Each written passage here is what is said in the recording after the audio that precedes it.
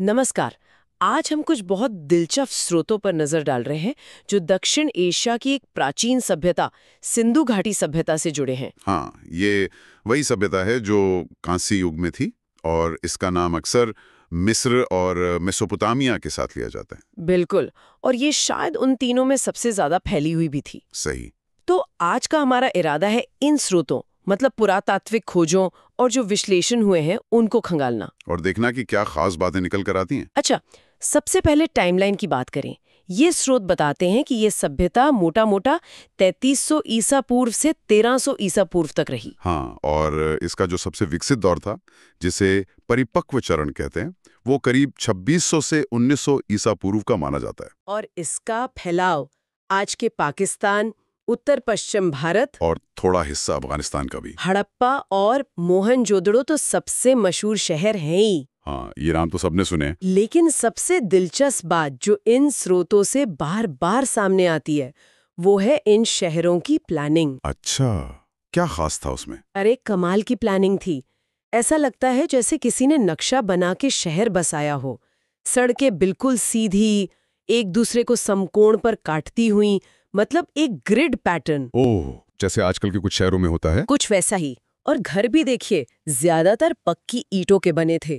पानी की निकासी और सप्लाई का सिस्टम तो लाजवाब था। फिर पानी सप्लाई हर घर में? हाँ, कई स्रोतों में जिक्र है कि ज्यादातर घरों तक पानी पहुंचाने और गंदा पानी निकालने के लिए नालियों की व्यवस्था थी। मोहनजोदड़ो जैसे बड़े शहर में तो शायद 30 से 60 हजार लोग रहते होंगे। 60,000 उस जमाने में, और पूरी सभ्यता की आबादी। अंदाजा है कि शायद 10 लाख से 50 लाख के बीच रही होगी। 50 लाख।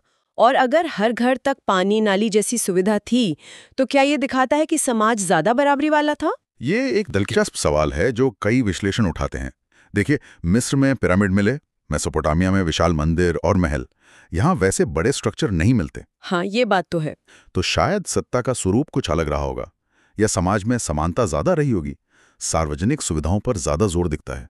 और तकनीक के मामले में स्रोत क्या बताते हैं? धातु का इस्तेमाल तो खूब होता था। तांबा, कांसा, सीसा, टिन, इन सब चीजों से औजार और बर्तन बनाते थे। और वो वजन और माप की बात? हाँ, वो भी बड़ा सिस्टमैटिक था। मानकीकृत बाट और माप मिले हैं, जो जाहिर है व्यापार के लिए कितने जरूरी रहे होंगे। व्यापार भी होता था दूर दूर तक। लगता तो यही है।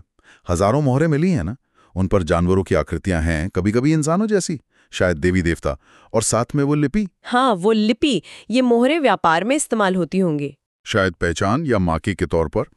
और कुछ कलाकृतियां भी मिली हैं, जैसे वो कांसे की डांसिंग गर्ल या प्रीस्ट किंग की मूर्ति। टेराकोटा की छोटी मूर्तियां भी मिली हैं। हाँ, वो शायद खिलौने रहे हों या धार्मिक मन्नत की चीजें। व्यापार की बात करें तो सबूत मिलते हैं कि शायद मेसोपोटामिया तक इनके संपर्क थे। मेसोपोटामिया तक? कमाल है। लेकिन भाषा, वो लिपि? वही तो सबसे बड़ा रहस्य है। आज तक कोई उसे पढ़ नहीं पाया है। हजारों संकेत हैं, लेकिन उनका मतलब क्या है ये पता नहीं।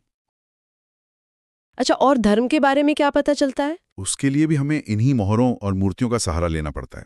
जैसे वो एक मोहर है जिस पर एक योगी जैसी आकृति है, जिसके चारों ओर जानवर हैं। उसे कुछ लोग पशुपति या शिव का आदि रूप मानते हैं। ओह, और वो मातृ देवी की मूर्तियां? हाँ, टेराकोटा की कई नारी मूर्तियां मिली हैं जिन्हें मातृ देवी या उर्वरता की देवी माना जाता है। और मोहनजोदड़ो का वो ग्रेट बाथ, विशाल स्नानागार, हाँ, वो तो बहुत बड़ा है। वो शायद किसी तरह के धार्मिक स्नान या अनुष्ठान के लिए इस्तेमाल होता होगा। और मरने के बाद क्या होता था? उसमें भी विविधता दिखती है। कुछ जगहों पर शवों को दफनाने के सबूत हैं, तो कुछ जगहों पर लगता है कि दाह संस्कार भी होता था। कहीं कहीं आंशिक दफनाने, फ्रैक्शनल बरियल के भी संकेत मिले हैं।